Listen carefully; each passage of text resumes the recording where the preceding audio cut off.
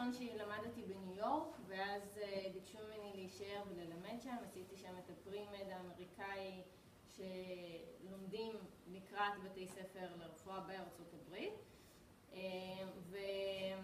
ובתור סטודנטית מצטיינת פשוט ביקשו ממני אחר כך להישאר שם בתור עוזרת הוראה, שמבחינת מבנה הקורס זה ללמד קבוצות של 40 סטודנטים את הקורס של הביולוגיה של הפרימד בארצות הברית באנגלית. חוץ מזה גם לימדתי פה בכל מיני מכללות לרפואה משלימה. זהו, ועכשיו אני פה. מבחינתי מאוד מאוד מאוד חשוב לתת בסיס מאוד חזק בביולוגיה.